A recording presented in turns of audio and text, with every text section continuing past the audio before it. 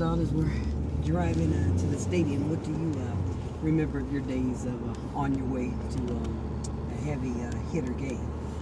Um, just, at that point in my life, that was all I wanted to do. So a lot of people never realize, because they only see what you do on Sundays, that it's a job. You know, seven to five. Sunday mornings, I wake up, hop in the shower, head down to pregame meal.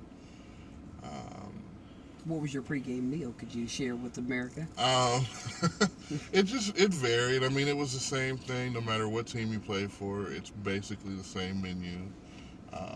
Usually have an omelet station, breakfast food, eggs, bacon, potatoes, toast, cereal, oatmeal. Some more carbohydrates and starches. And then there'd also be like a pasta dish. I'd get dressed and then go sit on the field with my music on. What was your favorite song you would say that got you amped up for the game? You'd be surprised. I'm a huge jazz fan, Oh, I just put my playlist on and just let it go. I didn't really have a specific song or anything like that. I mean, I just, and sometimes I'd listen to R&B. I'm not a huge rap fan. R&B, I listen to country. what advice would you give to other young players of today how to balance their life to stay out of trouble and to not let fame overtake them, but just understand that it's favor from God that you all are athletes and chosen? The one thing that I always say is let it be what you do, not who you are. Meaning this is what we're fortunate enough to be able to do to make a living. It doesn't have to be who you are. You can still be who you were growing up. The lovable son, the good friend, the good husband. You don't have to let it go to your head just because you make this much money or you're on TV or you have this much in endorsements. You don't have to let it overtake your life. It's kind of tough nowadays. You see the guys in the news and it's always negative. It's tough enough that, the media will portray everything negative. So you got to watch what you're doing and do different things. And, guys kind of get negative connotations in the public eye, but it's kind of like this. I put it in the perspective of, sometimes you just want to be able to, go out and have dinner with your family, or you want to go get gas, you want to go to the grocery store. And sometimes for certain guys that are a little bit higher profile, it's hard to do.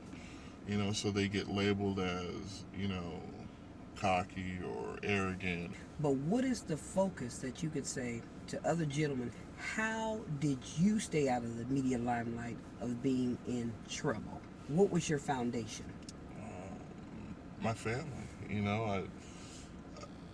I always knew that me getting in trouble or being looked upon negatively would affect how I was able to provide for my family. It would affect me more greatly than it would some of the other higher profile players you see. But my kids, my accountability to my family, and just my accountability to myself is what helped me. So respect was implemented from a child. And that's the thing is, you can't lose sight of all the things that you were taught and that you learned growing up just because, you play in the NFL or because you're making this kind of money or whatever. You got to stay grounded somewhere or it all goes bye-bye. I remember my rookie year, you go from having nothing, and I was an undrafted free agent. So in '95, I think salary was $119,000. And who did you play for? Seattle. I was with Seattle, the Seahawks, my rookie year.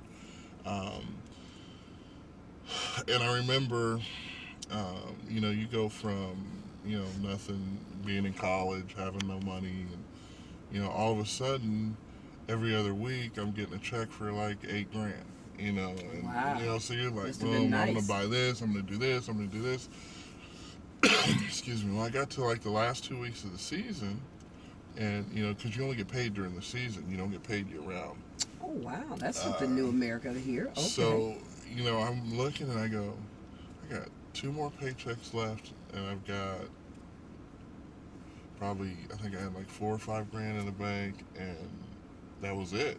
It's tough for guys coming into it, especially the guys that are, lower draft picks, undrafted free agents, stuff like that. Because and don't get me wrong, 119 grand is a lot of money, Yes, sir. especially back then. But it's not the money that you can live the lifestyle portrayed by the professional athlete. You know what I'm saying? So you still have to. And So what you're saying is a portrayal, but that portrayal, if it's not depicted right, it can go into betrayal for the last effects of their career. Exactly. The league over the years has really tried to make it a point to set guys up for later in life. And it was always sad because a lot of guys coming in didn't understand what it was about. I remember, I guess it was probably 2002 or so, when rookies were finally able to contribute to the 401k their first year. They didn't have to wait to be vested. Okay. Which was a huge deal, and they didn't get it. A lot of them didn't, because they're like, I believe the max you could put in a 401k in a year is like 10 grand. And a lot of them would say, well, why am I going to put 10 grand of my money away? That's a lot of money, blah, blah, blah. And you just look at them like. And that's what's happening today. They're not saving it for a rainy day. And to me, I love interviewing athletes because I like to find out and get inside the psyche, the mind, and say, you're a champion before people, but what about behind the scenes, like you and I are talking about today?